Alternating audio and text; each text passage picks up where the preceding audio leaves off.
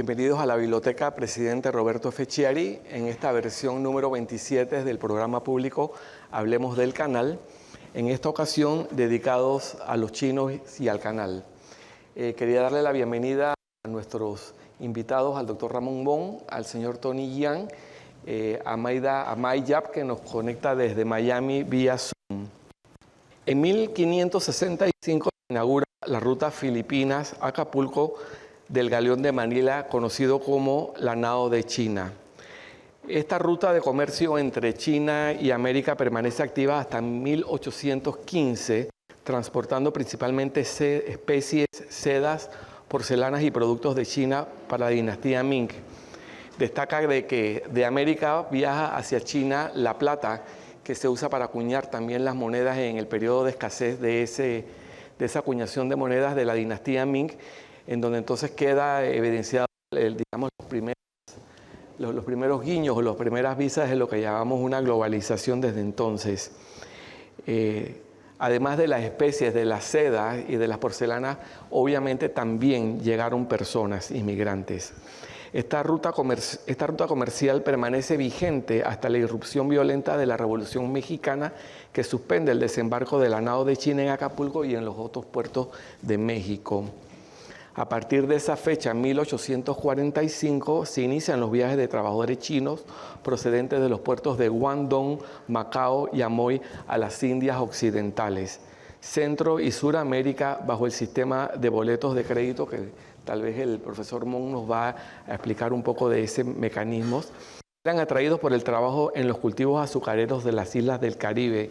Posteriormente, la inmigración china llega a Panamá oficialmente hace 170 años, a partir del año 1854 hasta la fecha, que también hay registro y es evidencia de la permanente migración de la comunidad china a Panamá.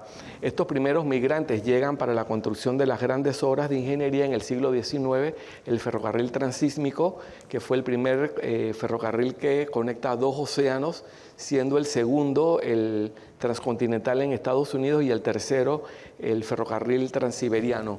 Panamá estrena la comunicación entre los mares con un ferrocarril con un aporte directo de los trabajadores chinos que llegan a la construcción de esta obra. La motivación de la construcción del ferrocarril tenía como móvil el acceso de personas a la explotación de las minas de oro de California. Luego que entonces se evidencia una vez más el papel, digamos, geopolítico y el control de la ruta por parte de los Estados Unidos en pos de la conquista y la colonización de estos nuevos territorios. Los chinos estrenan, como decía hace un rato, la presencia en Panamá a partir de este gran proyecto de comunicación entre los mares, destacando la migración principalmente de las regiones de Cantón.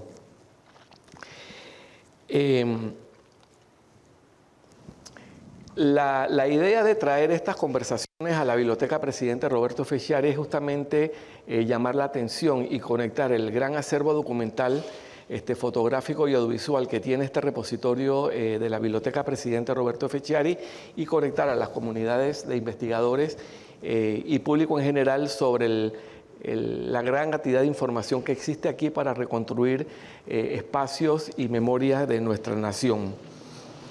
En ese sentido, uno de los conceptos claves en la psicología china, y es un poco introduciendo la participación del doctor Mon, es el colectivismo, que enfatiza la importancia de la familia, la comunidad y el individuo.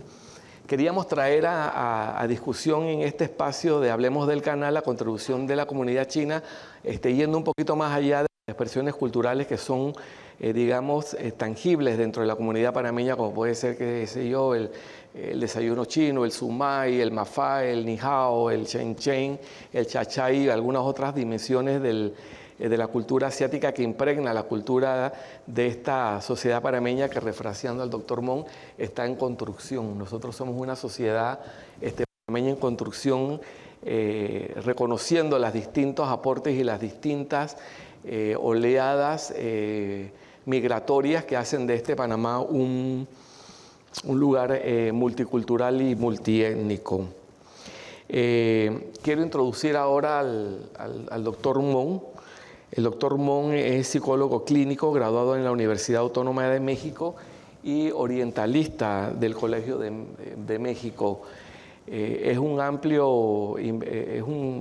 enfático investigador sobre el tema de los chinos en Panamá, y recuerdo hace 30 años cuando en la USMA hablábamos del Centro de Estudios Étnicos y Migratorios, desde la USMA esbozando tal vez este escenario que tengo el honor y me distingue de invitarlo después de todas esas décadas de transcurrir. Cuenta con más de 40 años de docencia y varios y numerosas importantes obras sobre la presencia de los chinos en Panamá. Bienvenido, profesor Mon.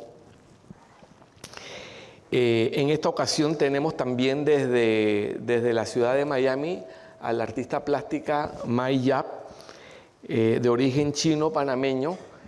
Mai nace de una segunda generación de chinos en Panamá, crece en la ciudad de Aguadulce y por las rutas y los caminos que traen a los chinos también en Panamá, termina en la ciudad de Miami desarrollando su trabajo artístico.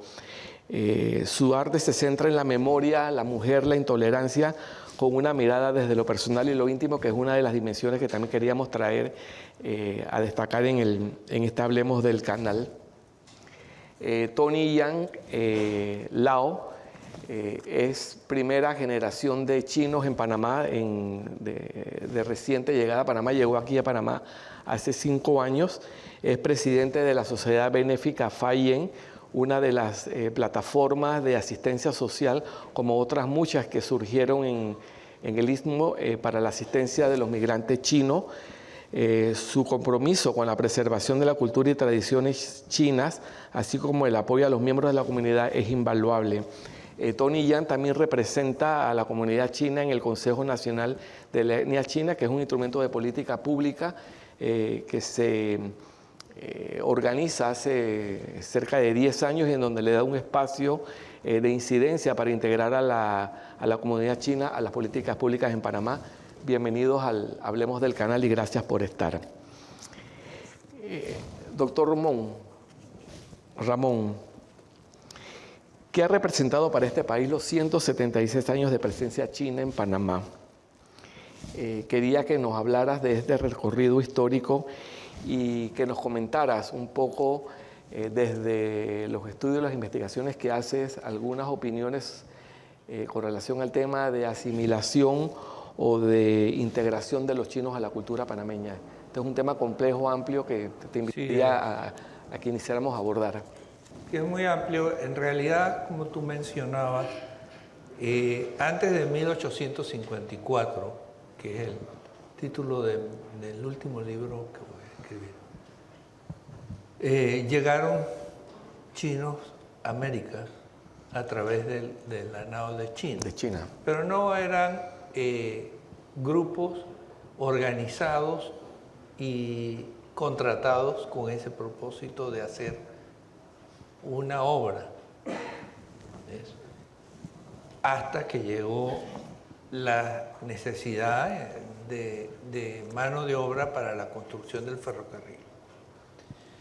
Ellos llegaron en realidad, y por eso celebramos ese día, el 30 de marzo de 1854, en el famoso buque La Bruja del Mar. Sewage.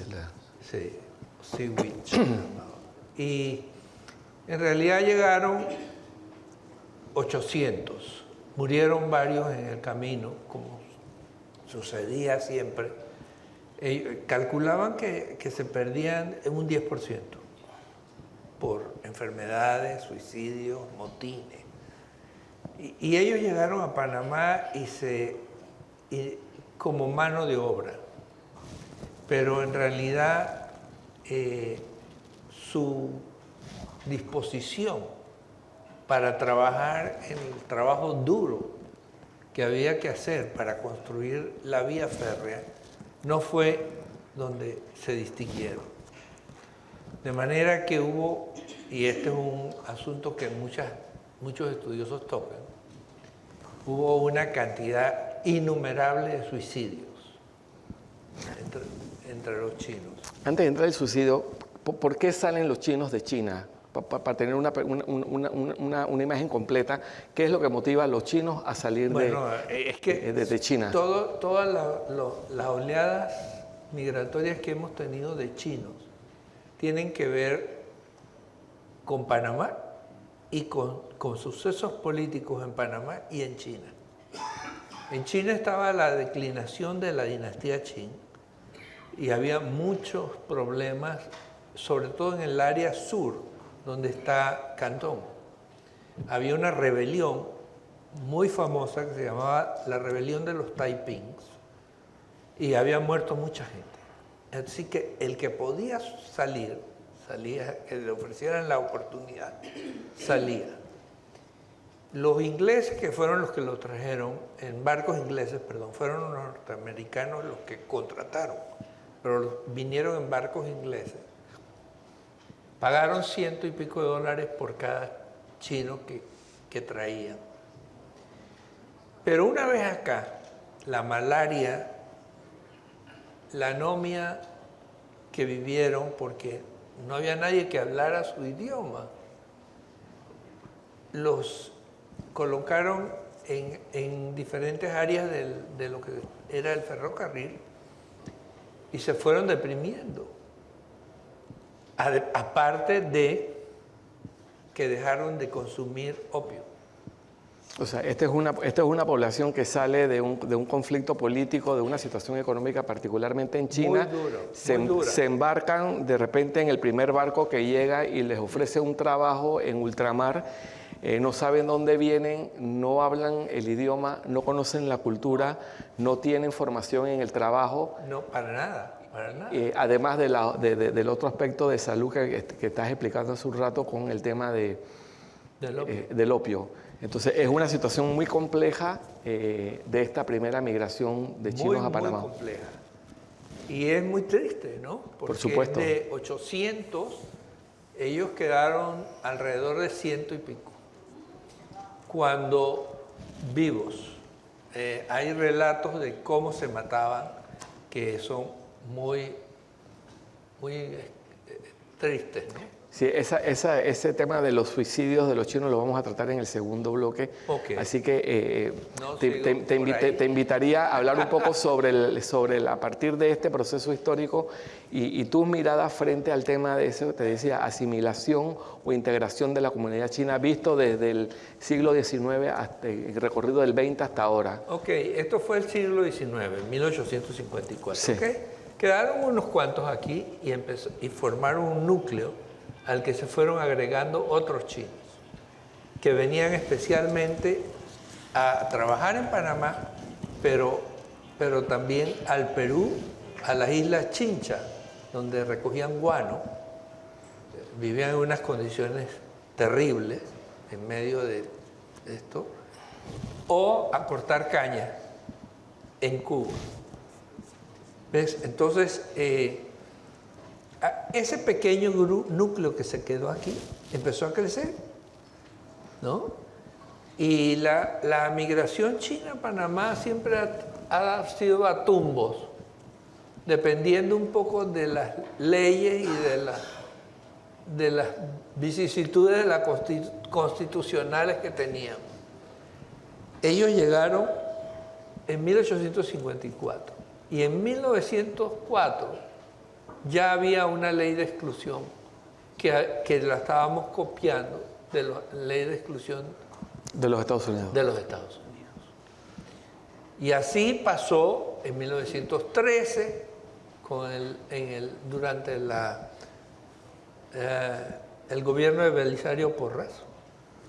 Después volvió a pasar en el veintitantos y llegamos inclusive hasta 1990 cuando fue Endara presidente.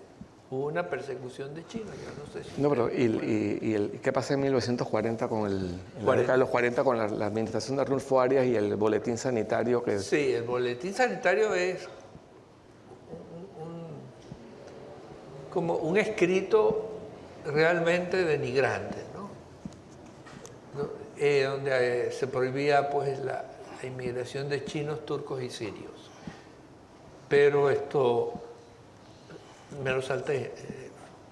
No duró mucho, porque la Constitución del 41 la cambiaron en el 45, ¿no? Y realmente hubo una protesta tan grande dentro de la comunidad panameña hacia eso. Y antes de llegar a los 40, ¿qué papel juegan los migrantes chinos en el proyecto de la construcción del canal? Después del ferrocarril, ¿cómo se conecta o cómo se integra la mano de obra china en el proyecto de agua, digamos, el canal francés y luego el canal norteamericano de principios del siglo XX? ¿Cuál es la participación? Bueno, ¿Cómo se insertan allí? Te voy a decir, los chinos siempre han tenido una migración silenciosa, tú sabes. Sí. Nadie puede decir cuántos chinos llegan y se van. Pero lo interesante es que ellos no trabajaron como obreros en el canal. Muy pocos trabajaron como obreros. Ellos se fueron deslizando silenciosamente a las actividades propias de los chinos para ofrecer comida, servicios, lavandería, servicios. Y así se fueron saliendo de lo que es la mano de obra, porque no rendían lo que se esperaba. ¿Sí?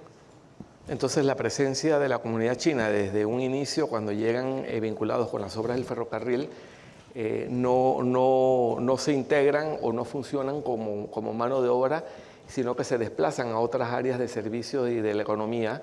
Definitivamente. Y van enfrentando estas exclusiones, digamos, administrativas durante todo el siglo XX hasta donde estamos hoy día. Y ahí le doy el paso a Tony Yang, como representante de la Sociedad Benéfica Fayen.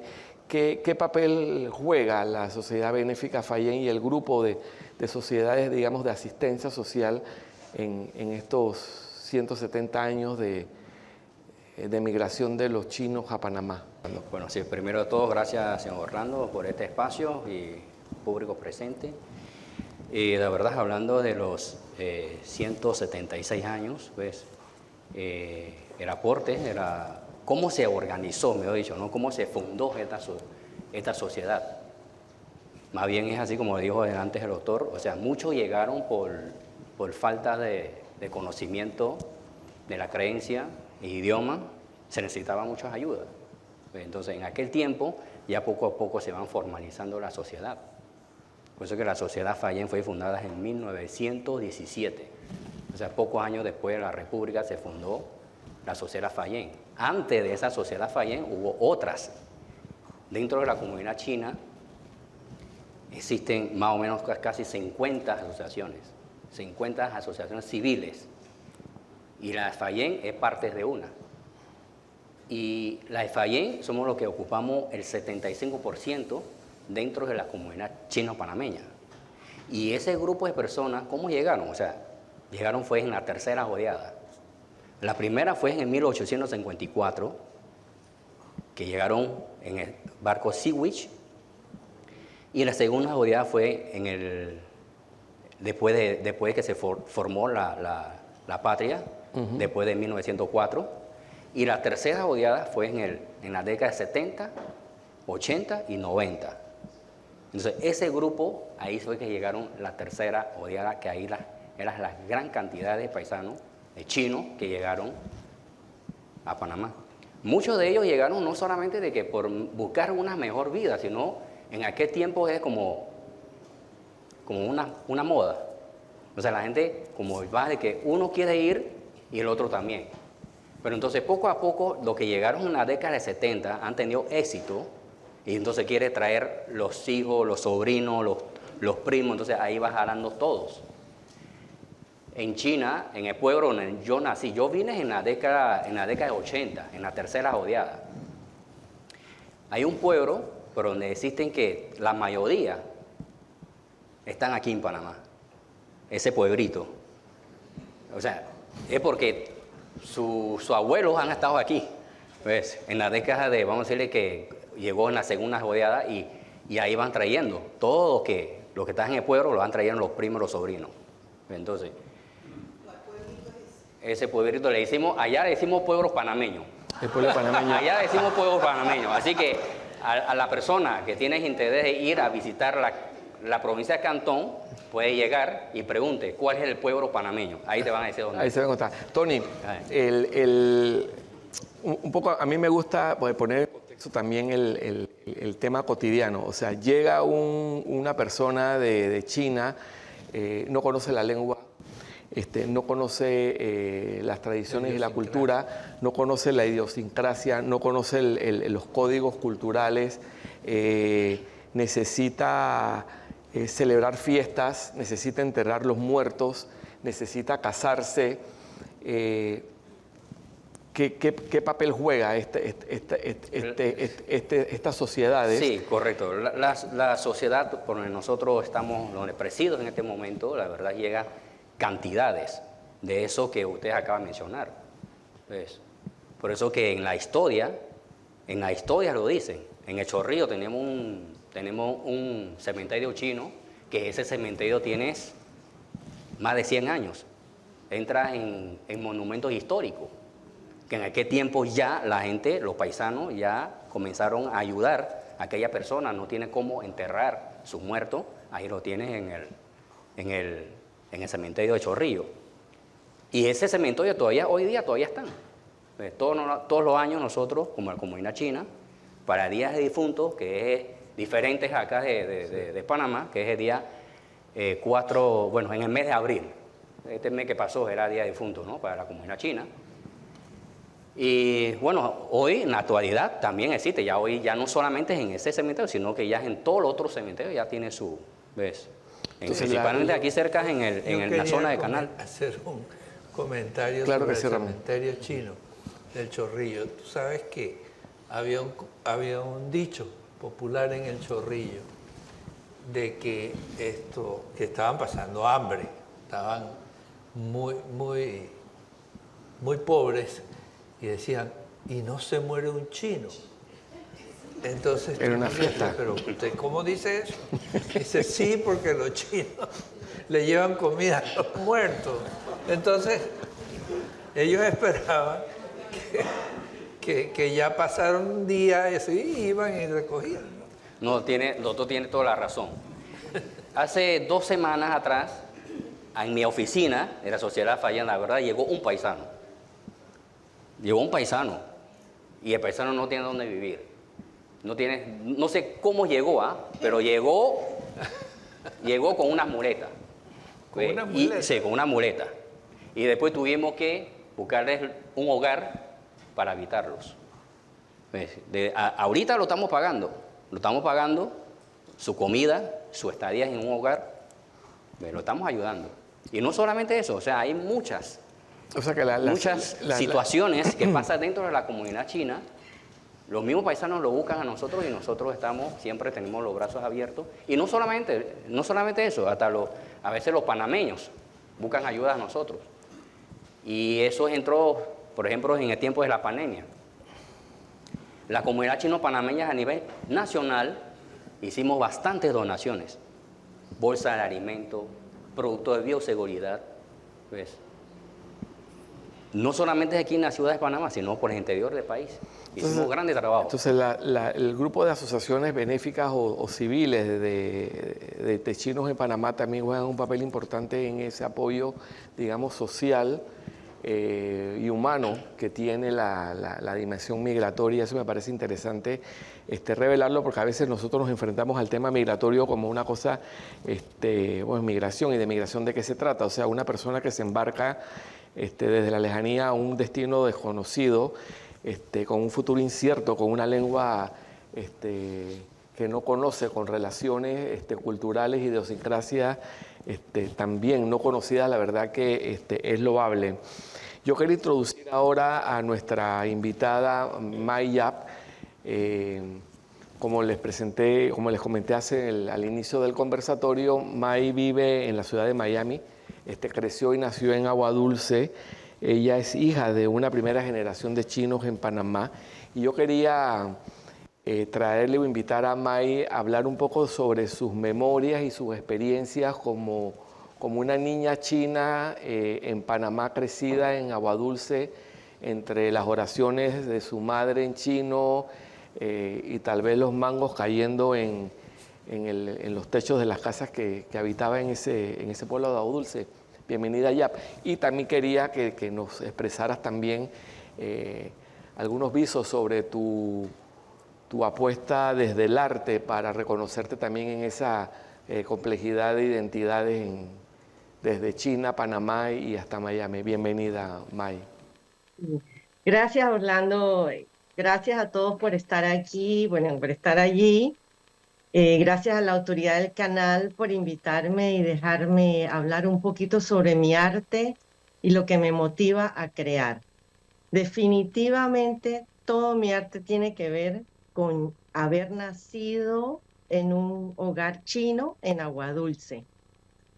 Nuestros padres tenían una tienda, yo pienso yo que a los 5 años se veía muy grande, era de 2 pisos, es una tienda de abastecimiento, estas que venden de todo, y era enfrente en el parque, era una típica, un plano típico del pueblito español, donde estaba la iglesia y todos los negocios importantes alrededor, como el cine, el correo y las tiendas. Nosotros no teníamos un patio donde jugar, que nuestro patio era el parque de enfrente. Entonces, la verdad que primero esto marca en mí ese sentido de creatividad y de aventura. La niña de 5 años que se va caminando a la escuela y nadie se preocupa. La niña de 5 años que sale a jugar todo el día, ni le dice a los papás dónde van, porque todo el pueblo sabe que esa es la niña de don Silverio y doña Elena. Entonces, al crecer en ese ambiente, artísticamente fue muy importante para mí. Ser criada en un hogar chino tradicional no es una cosa fácil. ¿Por qué les digo esto? Porque mis papás nunca nos sentaron y nos dijeron, no hagan esto, miren, cuando vayan a la calle no hagan esto, hagan esto. No, todo se supone que lo aprendiéramos por ejemplo. Y seguir el ejemplo a mis padres era bien difícil, porque mis padres eran ultra disciplinados, con una mucha consistencia, luchadores, jamás se quejaron, nos enseñaron respeto a los mayores y amor a la familia. Y resulta que exactamente esas son las cualidades que se necesita para ser un artista de éxito. Cuando yo tenía 5 años, otra cosa muy importante para los chinos y para muchas otras familias, es la educación, porque mis padres pensaban que esa era la manera que nosotros pudiéramos tener un futuro mejor. Así que pusieron un apartamento en Panamá con mis 4 hermanos y mis 2 abuelos. Y todos los fines de semana íbamos a visitarlos de Aguadulce a Panamá. ¿Se acuerdan que los carros de antes tenían un espacio muy grande en la parte de atrás? Pues la niña de 5 años se iba las 3 horas para allá y las 3 horas para acá, acostada allí. ¿Y qué veía Mayab de 5 años? Veía los pajaritos pasar, las nubes, las hojas, todo ese movimiento que captura la imaginación. Entonces, con seguridad yo puedo decir que mi amor por la observación, la investigación y la naturaleza nace en la parte de atrás del carro de mi papá. Tratar de capturar este asombro puro que solamente una niña puede tener ha estado siempre en el eje de todo mi trabajo pictórico. Otra cosa que marca mi sentido estético es lo que había dentro de la casa. Si bien mis padres ofrecieron a través de ejemplos todos estos ángulos morales y el pueblo ofrecía toda esta libertad, los objetos que habían en casa me dieron el sentido mucho más refinado de lo que se puede decir que yo hallaba como bonito, como valioso, ¿verdad? Imagínense este florero de Cloisonné bien detallado, como ya no los hacen, una, una mampara de jade que tú sabes que para hacer esta hojita, un artesano se pasó 50 horas haciéndola. Pero me acuerdo mucho que lo que más me impresiona, inclusive está en casa de mi mamá, es esta pieza hecha de jade, donde hay muchas bolitas una dentro de otra. Y yo no sé si eso es verdad, pero mi mamá decía que eso, y las bolitas se mueven una dentro de la otra.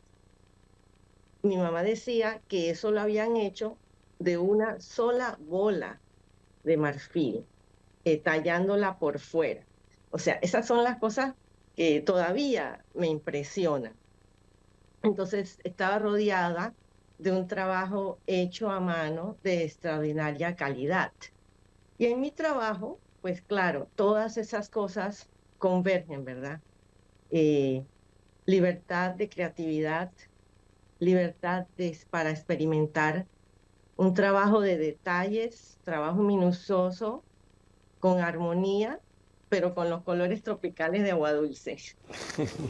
Nosotros recorremos la dimensión de la presencia y la migración china desde una circunstancia particular en el contexto del 19 en China, una migración traumática, esa primera oleada traumática de los chinos. Pasamos por intelectuales de la talla del doctor Mon, de personas comprometidas como Tony Yang en la Sociedad Benéfica Fayen, y una mujer sensible, crecida, nacida entre Aguadulce y Panamá, que tiene una memoria también de esa cultura y de esa materialidad de Oriente. Es así que desde la Biblioteca Presidente Roberto F. Chiari, en este conversatorio de los chinos y el canal, tratamos de darle una dimensión distinta a esa mirada y a ese aporte de la comunidad china en la sociedad panameña. En breve regresaremos para continuar con el conversatorio con nuestros invitados y con May, que está remotamente desde Miami, y los invitamos a participar de un receso. Matachín tiene un epígrafe: siempre anduve de paso mirando la vida que corre en algún tren opuesto al mío. Eugenio Montejo. Despierto ahora que no quedan destellos en el pueblo, cuando no quedan restos de manos acariciando el lomo de las puertas, alguna vela desterrada si es que podemos descifrarla, alguna sombra colgando de un árbol si es que el tiempo la ha dejado tejer una guirnalda, un légamo de trenza. Escribo con el temblor de las palabras, mientras el invierno teje una corona de sí mismo, mientras los pájaros dormitan en otro silencio, en otro bosque, en otra selva, cuando todos desertamos de esa oscuridad que ya viene, que ya se fue, y que llama nuestros rituales con voz ronca, como una llama de sangre que incuba las parcelas.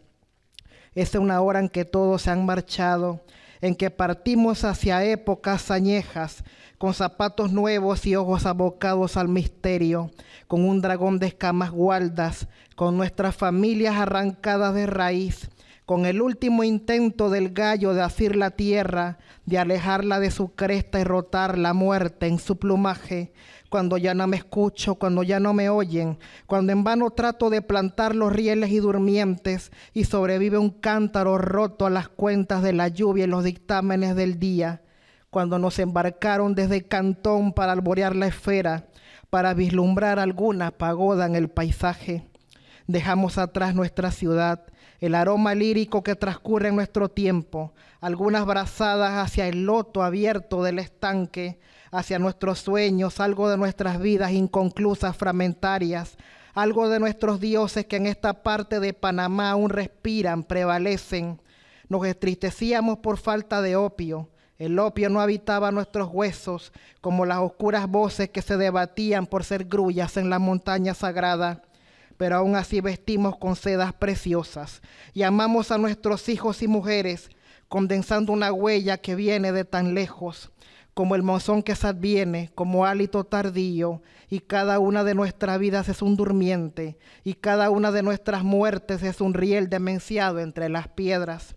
Algunos se amarran guijarros y deletrean el curso sanguíneo de los ríos, otros empiezan a tallar lanzas de palo y luego hunden esa esencia en su cuello. Algunos también residen con sus pies de tentáculos y sus lágrimas de espumas, o toman sus trenzas y se anudan a las ramas y estallan sobre la tierra como frutos, y cuelgan en sus grandes pantalones al viento, como aguardando el eco, al aluvión que atesora lo parsimonioso de sus pasos, a sus tés medicinales que atesora la tormenta. Yo no puedo recordar el llanto de esa gente y la desolación que corre por sus ojos. El istmo de Panamá cuelga de un moño chino, cuando no quedan restos de manos acariciando el lomo de las puertas, mientras recorro las historias de Matachín página por página, ahora que parto en tren y que ya no quedan destellos de ahorcamientos en el pueblo.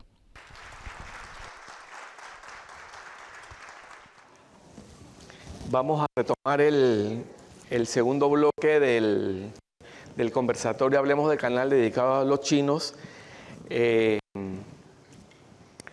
precedidos del emotivo poema que nos acaban de compartir, que muestra otra dimensión distinta del aporte de los chinos a la historia de este país, a la saga de la construcción de la comunicación entre los mares, y a la emoción y al verso que le ponen a que añade una dimensión distinta a este conversatorio. El evento de los suicidios en el pueblo de Matachín habla de una complejidad psicológica y social compleja. Hubo suicidios, caos personal y social en las ciudades de Panamá y Colón. Este evento, Ramón, ¿cómo lo comentarías? ¿Cómo lo relacionas con esa primera parte de este conversatorio cuando hablábamos de integración, de socialización de la migración china? ¿Cómo este antecedente trágico, cómo vincula o relaciona este proceso de la presencia china o la génesis de la presencia china en Panamá? A mí me dejó muy conmovido el poema porque mi abuela nació en Matachín y mi familia creció ahí. Esos pueblos desaparecieron con la inundación en el canal. Esos suicidios fueron terribles porque era que no sentían que tenían ninguna posibilidad de encontrar una solución para sus vidas. Callejón sin salida. Ellos no había salida. Ellos no podían regresar a China porque no tenían con qué, ¿no? Y en realidad empezaron a enfermar. La compañía del ferrocarril prohibió el uso de opio. Entonces vino un problema carencial por la falta de la droga. Y dijeron que no iban a darle, porque originalmente en el contrato se les establecía que se les iba a dar una ración de opio a cada trabajador. Pero luego lo suspendieron abruptamente y como tú sabes, es una droga, pues tiene un síndrome carencial. Y lo hicieron aludiendo que en los Estados Unidos eso estaba prohibido. Y de repente dejó de tener. Ahora, en Panamá se siguió vendiendo opio a través de un paisano que se dedicó a eso, que se llama Yip Cam Hin, que es una historia muy interesante. Pero este primer grupo, de los cuales quedaron como 100, los que quedaron más o menos en buen estado de salud, los intercambiaron por negros de Jamaica.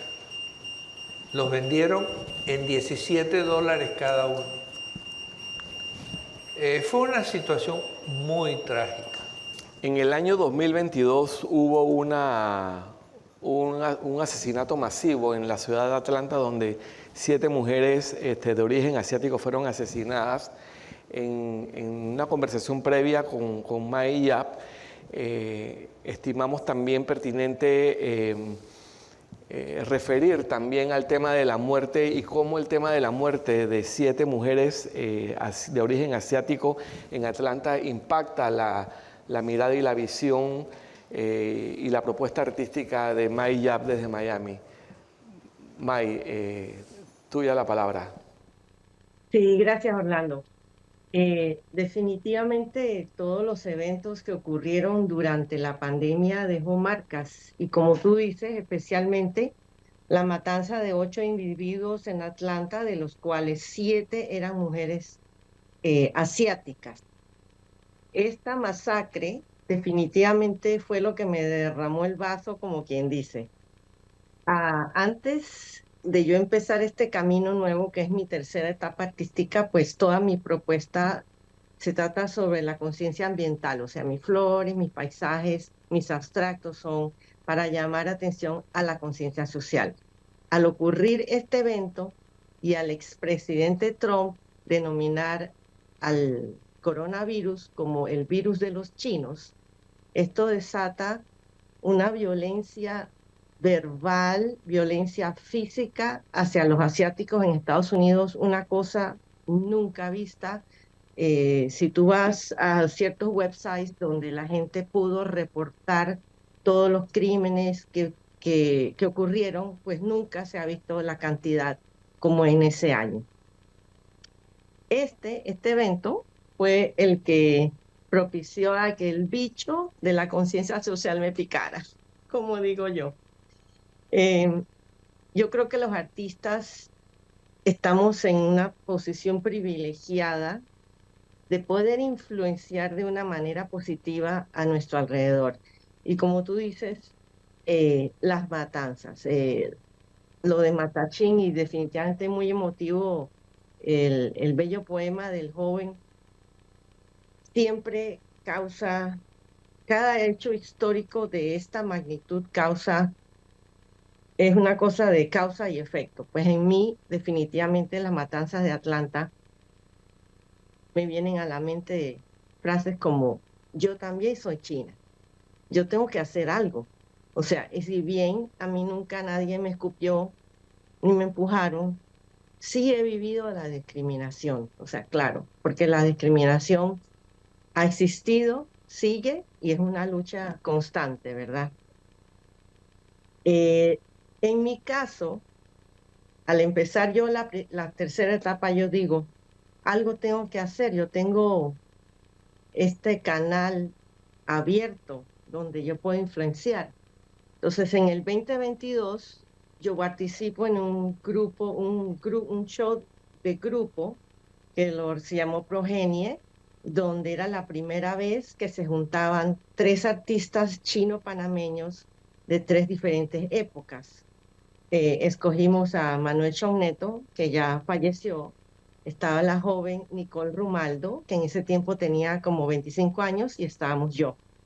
Y fue un hecho histórico, digo histórico porque en ese entonces era el Año Nuevo Chino y es la primera vez que en la agenda cultural de Panamá se celebra el Año Nuevo Chino en toda la nación. Entonces, esto, si tú miras la agenda cultural, nuestro show estaba de la primera línea. Y fue muy impresionante porque es la primera vez en Panamá que yo veo que habían gente de todas las edades. Habían abuelitas, habían personas muy jóvenes y habían panameños y habían chinos. Fue muy histórico, muy emotivo en todos sentidos. Después que yo regreso a Miami, yo digo, bueno, ahora sí, ahora yo voy a hacer algo. Y empecé con esta serie que se llama Reflexiones de un despertar, que manifiesta mi preocupación hacia la discriminación. podía haberlo hecho de una manera muy gráfica, refiriéndome a las matanzas y eso, pero no es así como yo veo a la cultura china. Y decido resaltar esa belleza como un catalítico a la violencia. Y es bien, es una coincidencia que ustedes me hayan invitado, porque la parte física de esta serie es el agua. Entonces el agua nos conecta, el agua es vida, y el agua en la cultura china también es el aspecto femenino del universo. En, si alguna vez llegas a ver estas obras, y creo que cuando ustedes lo van a poner en YouTube, van a poner unas imágenes, es un estanque de agua donde se ve lo que hay abajo, o sea, pececitos, rocas, todo esto. Se ve la superficie del agua, lo que hay reflejado en ella, o sea, el sol, los árboles, los cielos y toda la actividad que hay encima. O sea, si un mosquito viene y toca el agua, se forman estos anillos, entonces es todo ese movimiento. Entonces, con cada movimiento de la espátula, con cada capa de óleo, me ayudó a desenmascarar años de miedo y la verdad oculta sobre la discriminación que siempre ha existido, que sigue y seguirá hasta que hagamos algo, ¿verdad? Sí, el tema migratorio, que también es otra dimensión de la sociedad panameña, y yo creo que es un fenómeno global. Nosotros lo estamos viviendo de a diario con la migración, el paso de los migrantes por el Darién. Viene también atravesando o la atraviesa una dimensión del miedo, de las inseguridades, y luego viendo en perspectiva la llegada de la comunidad o de los ciudadanos chinos a Panamá, vinculados a un proyecto de comunicar los mares, también llega y llega con una dimensión de lo distinto, de lo diferente, que creo que le imprime una dimensión muy particular a este fenómeno. Visto en perspectiva de estos 176 años de la presencia china en Panamá, miramos la diversidad de los aportes en los temas sociales, culturales, económicos, desde el arte, desde la creación del conocimiento, desde la solidaridad humana. Creo que nos da espacio para reflexionar sobre el valor que tiene estos movimientos migratorios y los aportes a una sociedad panameña que, volviendo al tema inicial y refraseándote, Ramón, la identidad del panameño y la sociedad panameña está en construcción. Quería tirarle o abrirle los espacios a los tres invitados, que nos dieran unas palabras finales de reflexión sobre cuál es la mirada a futuro de esta contribución de la etnia china en la sociedad panameña, y más allá de los esfuerzos de integración y de hacer entonces también de los aportes de la comunidad china un aporte concreto, vivo y emocional aquí en Panamá. Tony. Más allá de Panamá, la contribución, vamos a dividirlos en tres líneas. ¿Okay? Hablamos de comercio. Actualmente, de la comunidad china, que ya son chinos, empresarios chinos, panameños, que yo conozco. El mes pasado estuve en China, en el mes de abril, y fui a visitar a una tienda, es un mall, y dentro del mall, bueno, él es propietario de ese mall y también es propietario de ese negocio, se llama Café Panamá. Así se llama Café Panamá, es tan sencillo. Y esa tienda es una, vamos a hacer aquí Panamá como si un Starbucks, ¿no? Pero es Café Panamá, y el paisano están llevando café, nuestros productos panameños de boquete, café Heicha, y es muy aceptable, ¿ves?, en ese pueblo, ¿ves? Es en Cantón, ¿no? En Cantón, Fayén es donde está el lugar, y eso es algo muy positivo para nosotros, ¿no? En un futuro Panamá, o sea, no solamente tiene que ser un empresario chino, o sea, cualquier panameño y que quiera llegar a China a ponerse un negocio como él, estamos hablando de un mercado de 1.400 millones de habitantes. O sea, todo lo que ponga, bienvenido. O sea, es algo muy impresionante. Cuando yo diga la verdad, Chuleta, estando en China, yo estoy tomando un café Heicha. Puedes sentir esa sensación. Yo de que Chuleta, esta cosa es increíble, ¿no? Ese es el área comercial. Hablamos de cultura, ¿ok? De cultura, todos sabemos que en Panamá, creo que no existe ningún panameño que no conozca que en Panamá tenemos un Año Nuevo Chino. Y el Año Nuevo Chino ya es una marca panameña, pero originalmente eso era una cultura china. Hace muchas décadas atrás, que ese Año Nuevo siempre se celebraban, era en casa de los paisanos. Y nunca han dado a conocer. Pero ya en las últimas 2 décadas, en las últimas 3 décadas, esas se han dado a conocer al pueblo panameño. Y encima de eso, están decretados como eventos país. Yo fui la persona como director de comité organizador por 3 años consecutivos a nivel nacional. Y el primer año que estábamos en medio de las pandemias, hemos recibido arriba de 80.000 turistas en el Parque Quinto Centenario, que es el Año Nuevo que hicimos. Y esa es una marca que los países vecinos, ni en los países europeos, americanos, norteamericanos, no hay esa fiesta, solamente aquí en Panamá. Y esa es una visión hacia el futuro. Economía y turismo, cultura. Que eso es dándoles apoyo, pues, darnos a conocer a nuestros eventos Año Nuevo Chino y darnos a conocer a nuestros Panamá. Y además de eso, China es el país por donde a la gente le gusta salir a conocer el turismo. Y si nosotros vendemos esos hacia China, ¿qué podemos traer? Hay millones de chinos que están saliendo del país anualmente para ir a conocer el mundo. Así que hay un mercado grande, ¿no? Es un mercado grandísimo. Simplemente nosotros, como el Consejo de la Etnia China, como Sociedad de Beneficencia Fayén, es lo que estamos haciendo ese tipo de trabajo, pues, de poder promover nuestro país. Pues, esa es la parte cultural, ¿no? Y la logística, hablamos de logística. Panamá, somos un país pequeño, tenemos productos, no sabemos lo que tengas en Panamá, ¿ves? Hay un mercado grandísimo, así como dije antes, de 1.400 millones. Puedes llevar esos productos panameños, que ese negocio no lo tiene que hacer un chino panameño, sino cualquier panameño lo puede hacer. Actualmente, si no me equivoco, están exportando carnes de res, bovina, ¿ves? Y etcétera, ¿no? Y además, también podemos, no solamente, o sea, exportación, la importación ni se diga, la importación está desde ACES, ¿ves? Que es el primer proveedor, ¿ves? De Zona Libre de Colón, que es trayendo productos. ¿Ves? Así que eso es... Comercio, cultura, café, turismo, es donde ves la mirada de hacia el futuro. Hacia futuro de la evolución de la presencia china en Panamá.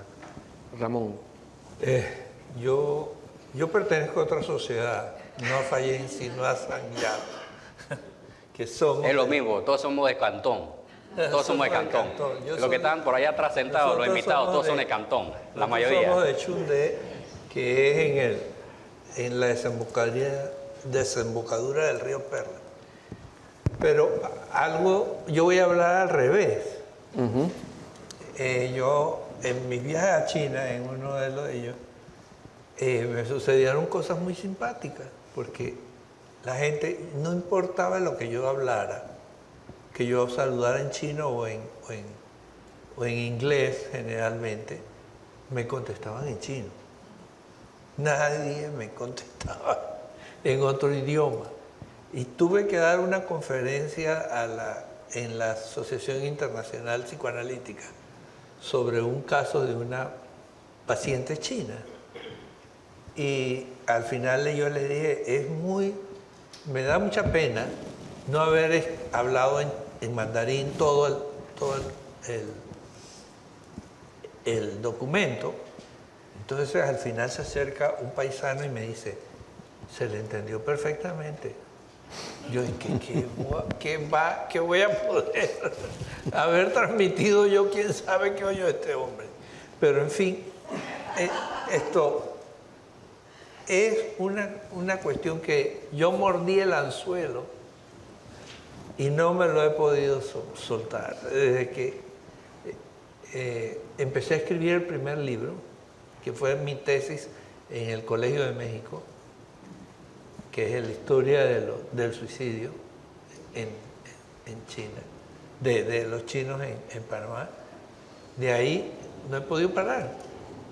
Hay 2 libros que están por salir y no sé, es como una cuestión que tú no puedes desligar. Y yo no soy comerciante como mi amigo Tony, así que yo no sé qué se vende ni qué se compra. Sí, pero interesante, bueno, y reitero las distintas facetas que tiene esta mirada, la integración de la comunidad china en Panamá, que va más allá de lo que pareciera obvio.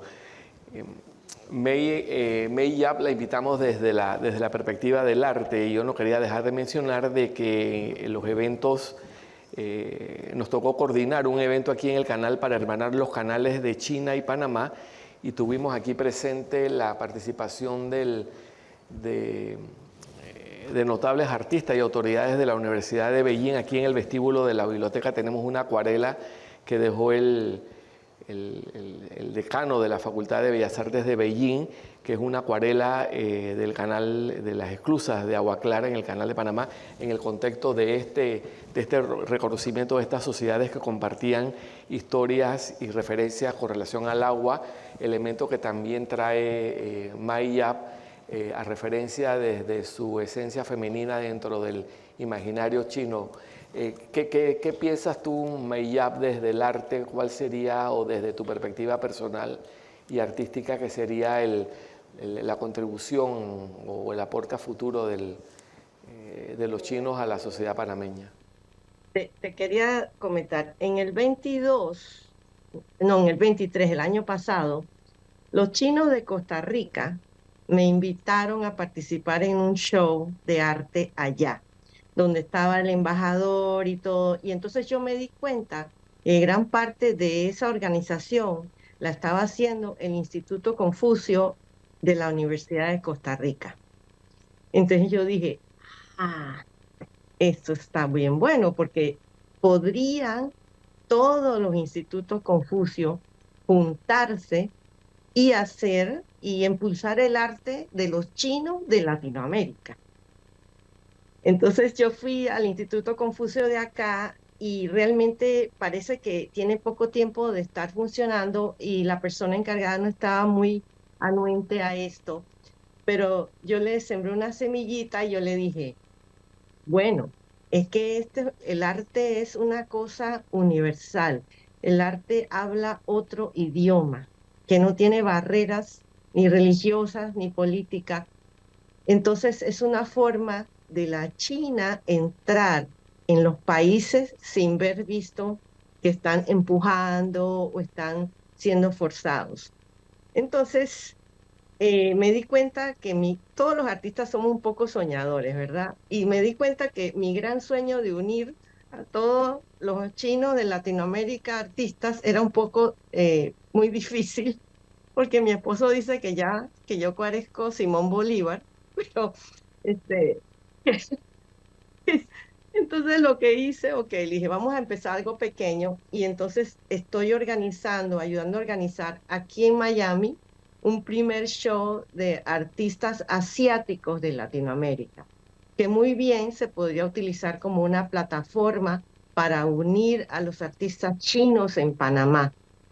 Y de repente empezar ese sueño que yo tenía poco a poco, invitar a los artistas de Costa Rica y después a los de Colombia, y algún día tener el gran simposio de artistas chinos de toda Latinoamérica. Gracias, May. Tal vez el comerciante de allá me puede ayudar en eso. Aquí presente. la apertura de este interesante diálogo para encontrar conexiones entre los chinos que emigraron a Panamá, vinculados a una historia de la construcción, de la comunicación entre los mares hasta las dimensiones del arte, la psicología, el comercio, el café geisha.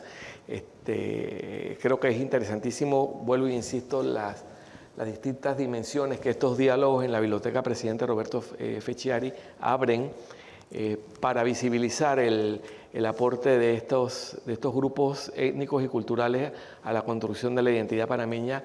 Y así les recordamos que su Biblioteca Presidente Roberto Fecciari ofrece a los investigadores y al público general una serie de productos y servicios, referencias bibliográficas, audiovisuales, fotográficas que nos van a permitir a nosotros como sociedad entender más de esta complejidad, de estos procesos sociales que han ocurrido en este Panamá, que nosotros somos parte de ello.